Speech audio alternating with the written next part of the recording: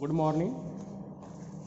Electrician और fitter द्वितीय वर्ष के छात्रों के लिए आज हमारा जो अध्याय शुरू हो रहा है नया अध्याय गुरुत्व केंद्र। इस अध्याय में हम गुरुत्व केंद्र के बारे में पढ़ेंगे और इस पर आधारित परीक्षा में जितने भी ऑब्जेक्टिव प्रश्न आते हैं उनको हल करने का प्रयास करेंगे।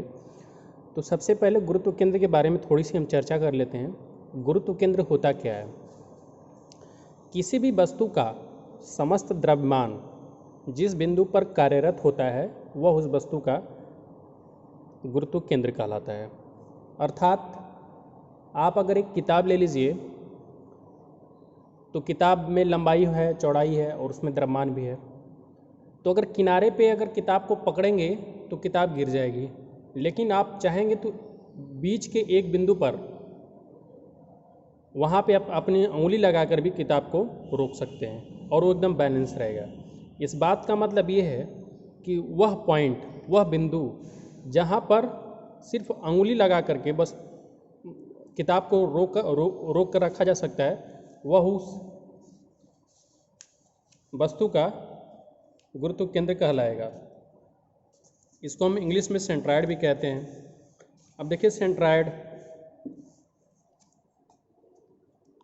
इसको आकृतियों का गुरुत्व केंद्र ज्ञात करने की विधियां कौन कौन सी होती हैं?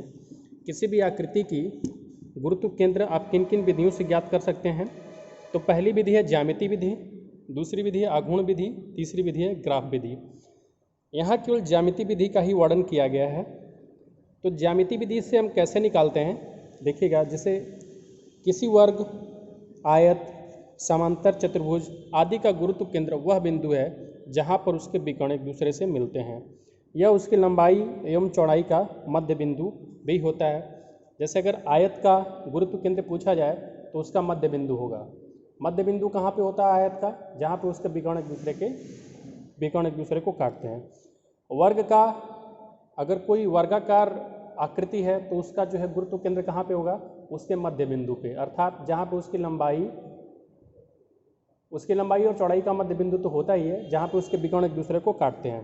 जैसे आप ये फिगर देखेंगे तो आपको ये आकृति दिखाई दे रही है। अब इस आकृति का अगर गुरुत्व केंद्र पूछा जाए तो ये पॉइंट होगा। इस पॉइंट पे इस आकृति का समस्त भार क्या होगा? केंद्रित होगा। अर्थात इस पॉइंट पे इस वस्तु को रोक कर रखा जा सकता है। तो ये पॉइंट जो है इसका गुरुत्व केंद्र कहलाता है।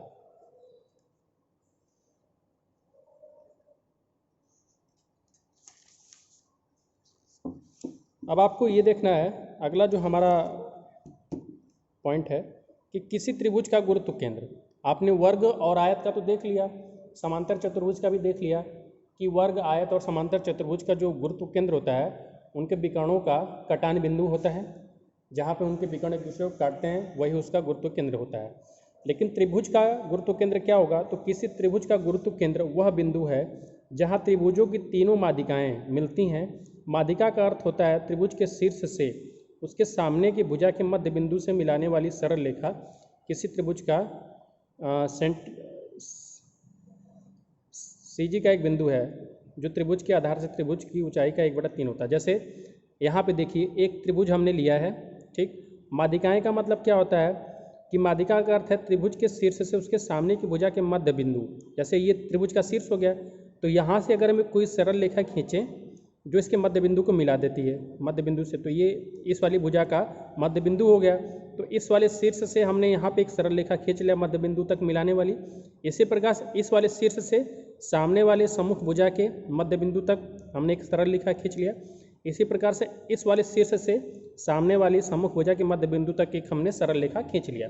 तो ये तीनों ही सरल रेखाएं क्या कहलाती हैं? मादिकाएं कहलाती हैं। और इन तीनों मादिकाओं का जो कटिंग पॉइंट होता है, मतलब जहाँ पे एक दूसरे को काटती हैं, जैसे ये पॉइंट हो गया, तो यही इनका क्या कहलाता है? त्रिभुज का गुरुत्व केंद्र कहलाता है। और अगर पूछा जाए कि ये गुरुत्व केंद्र त्रिभुज के आधार से, मतलब ये त्रिभुज का आधार है, तो इससे कितनी ऊंचाई पर होता है? तो h/3। अगर इस मादिका का पूरी ऊंचाई h है तो आधार से ये कितनी ऊंचाई पे होगा? h/3 ऊंचाई पे होगा। तो अगर शीर्ष से पूछा जाए कि शीर्ष से कितनी ऊंचाई पे होगा, तो 2h/3।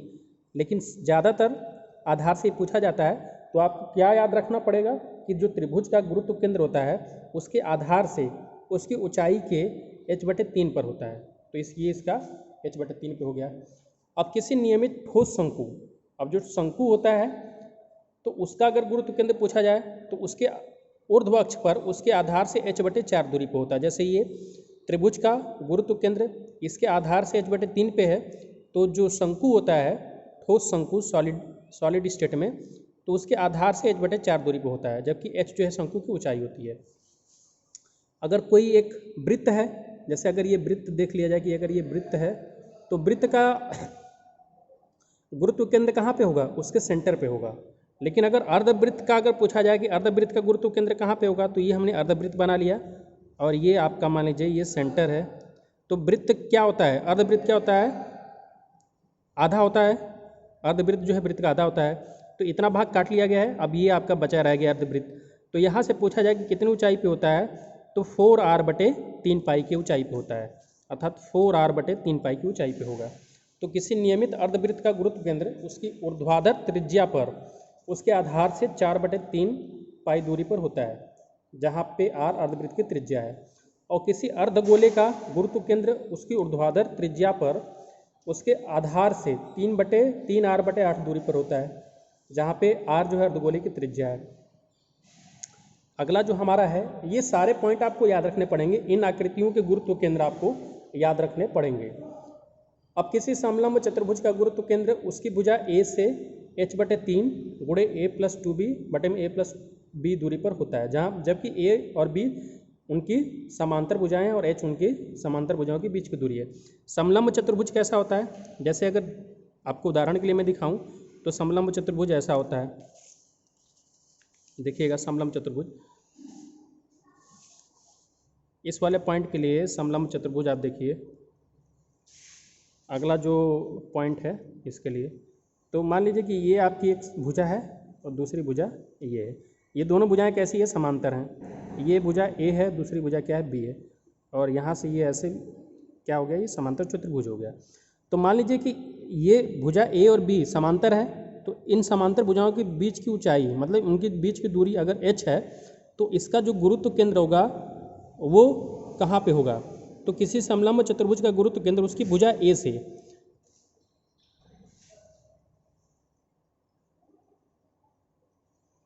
अगर ये भुजा A है तो इस भुजा A से कितनी दूरी पे होगा, h/3 ब्रैकेट में a+2b/a+b दूरी पर होगा।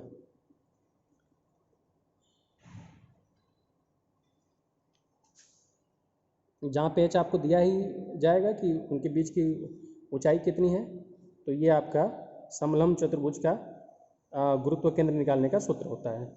इसको आपको ध्यान रखना पड़ेगा। अब आते हैं अगला जो पॉइंट है इसमें कि संतुलन की अवस्थाएं कौन कौन सी होती है। तो देखिए संतुलन की 3 अवस्थाएं होती है, एक होता है अस्थायी संतुलन, एक होता है अस्थायी संतुलन और तीसरा होता है उदासीन संतुलन। तो स्थायी संतुलन के बारे में क्या चीज़ है, तो किसी वस्तु का गुरुत्व केंद्र जब निलंबन बिंदु से नीचे होता है तो वस्तु स्थायी संतुलन की अवस्था में होती है। जैसे मेज पर रखी हुई पुस्तक और फर्श पर रखी हुई कुर्सी इत्यादि, ये किस अवस्था में है, स्थायी संतुलन की अवस्था में है। ये गिरती नहीं है, जैसे पड़ी हुई है वैसे ही पड़ी रहती है। तो यदि मेज पर रखी हुई पुस्तक के किसी एक किनारे को उठाकर उसे छोड़ दिया जाए तो वह पुनः अपनी प्रारंभिक स्थिति में आ जाती है। अतः हम कह सकते हैं कि पुस्तक स्थायी संतुलन की अवस्था में है। इसके स्थायित्व का कारण क्या होता है, पुस्तक को जब हम उठाते हैं तो गुरुत्व केंद्र में वृद्धि होती है। पुस्तक के आधार के माध्यम से भार से उत्पन्न आघूर्ण पुस्तक को पुनः पूर्व स्थिति में पहुंचा देता है।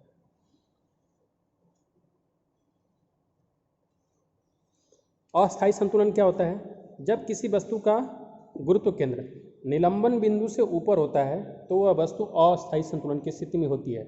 जैसे अगर नोक पर खड़ी पेंसिल है, ऊर्ध्वाधर स्थिति में खड़ी छड़ी, अगर कोई छड़ी खड़ी है तो वो अस्थायी संतुलन की स्थिति में है। ऐसा क्यों होता है, क्योंकि जो उसका गुरुत्व केंद्र होता है निलंबन बिंदु से ऊपर होता है, तो उसमें अगर थोड़ा सा भी डिस्टर्बेंस होगा तो वो अपनी पुरानी स्थिति में, पूर्व की स्थिति में नहीं आ पाएगी। यदि नोक पर खड़ी, व्याख्या इसकी क्या है, यदि नोक पर खड़ी पेंसिल या ऊर्ध्वाधर स्थिति में खड़ी छड़ी को उसकी प्रारंभिक अवस्था से थोड़ा सा विचलित कर दिया जाए तो वो अपनी प्रारंभिक स्थिति में पुनः वापस नहीं आती है, तो हम कह सकते हैं कि वस्तु अस्थायी संतुलन की अवस्था में है। अब तीसरा जो पॉइंट होता है अस्थायित्व का, इसका कारण क्या होता है, तो छड़ जब थोड़ी सी विचलित होती है तो इसके गुरुत्व केंद्र में न्यूनता आ जाती है, इसके गुरुत्व केंद्र में कमी आ जाती है। छड़ के बाहर आधार पर उत्पन्न भार का आघूर्ण छड़ के भार के कारण उसे नीचे गिरा देता है।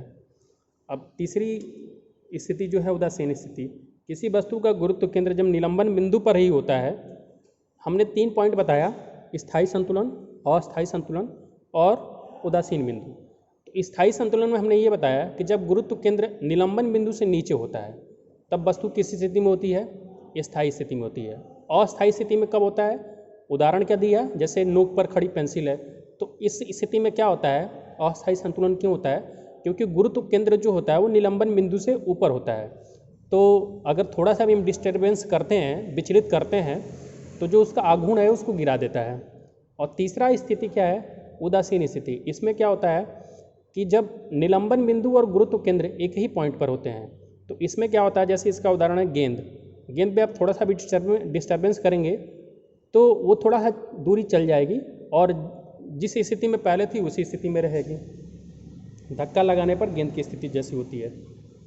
अब हम इस पे कुछ प्रश्न करेंगे हल, बहुविकल्पी टाइप के। किसी त्रिभुज का गुरुत्व केंद्र उस त्रिभुज के आधार से उसकी ऊंचाई का कितना भाग होता है। तो अभी आपको हमने बताया था कि ये आपको याद करना होगा कि किसी भी त्रिभुज का गुरुत्व केंद्र उस त्रिभुज के आधार से उसकी ऊंचाई के 1/3 भाग पर होता है। तो इसका सही उत्तर क्या हो जाएगा, बी विकल्प, 1/3। अब अगला पॉइंट है कि वह बिंदु जिससे होकर एक वस्तु का समस्त भार कार्य करता है उसे क्या कहते हैं। तो अभी हमने बताया आपको कि गुरुत्व केंद्र की परिभाषा ही क्या है कि वह बिंदु, किसी वस्तु का वह बिंदु जिस बिंदु पर उस वस्तु का समस्त भार कार्य करता है या समस्त द्रव्यमान केंद्रित होता है, उसको हम क्या कहते हैं, गुरुत्व केंद्र कहते हैं। जैसे कोई भी बड़ी से बड़ी वस्तु है उसका एक गुरुत्व केंद्र होगा ही होगा, और उस गुरुत्व केंद्र को अगर आप अपने हाथ से टच करेंगे तो वो वस्तु जो है स्थायी संतुलन की स्थिति में होगी, वहाँ पे मतलब वहीं पे उसको रोका जा सकता है। तो वह बिंदु जिससे होकर एक वस्तु का समस्त भार कार्य करता है उसे क्या कहते हैं, गुरुत्व केंद्र कहते हैं। अब अगला प्रश्न है कि ठोस शंकु का गुरुत्व केंद्र उसकी ऊर्ध्वाधर अक्ष पर उसके आधार से कितनी दूरी पर होता है। तो अभी आपको त्रिभुज का बताया गया था कि आधार से h/3 ऊंचाई पर होता है, लेकिन शंकु का कितने पे होगा, h/4 ऊंचाई पे होगा, मतलब 1/4h। अगला पॉइंट है, जब किसी वस्तु का गुरुत्व केंद्र निलंबन बिंदु से नीचे होता है तो वस्तु किस अवस्था में होती है। तो हमने आपको बताया था कि वस्तु की 3 अवस्थाएं होती हैं, स्थायी संतुलन, अस्थायी संतुलन और उदासीन स्थिति। तो स्थायी संतुलन में क्या होता है कि जब वस्तु का गुरुत्व केंद्र निलंबन बिंदु से नीचे होता है तो अस्थायी संतुलन होता है। तो यहाँ पे पूछा गया है कि जब किसी वस्तु का गुरुत्व केंद्र निलंबन बिंदु से नीचे होता है तो वस्तु किस अवस्था में होती है, तो स्थायी संतुलन की अवस्था में होती है। अगला प्रश्न है कि किसी अर्धगोले का गुरुत्व केंद्र उसकी ऊर्ध्वाधर त्रिज्या पर उसके आधार से कितनी दूरी पर होता है। तो ये बताया गया था कि अर्धगोला है तो उसके आधार से ऊर्ध्वाधर त्रिज्या की तरफ 3r/8 दूरी पर होता है। अब अगला जो प्रश्न है कि धक्का लगने पर गेंद की नई स्थिति किस अवस्था में होगी, तो उदासीन संतुलन की अवस्था में होगी। तो आज के लिए इतना ही। वीडियो देखने के लिए धन्यवाद।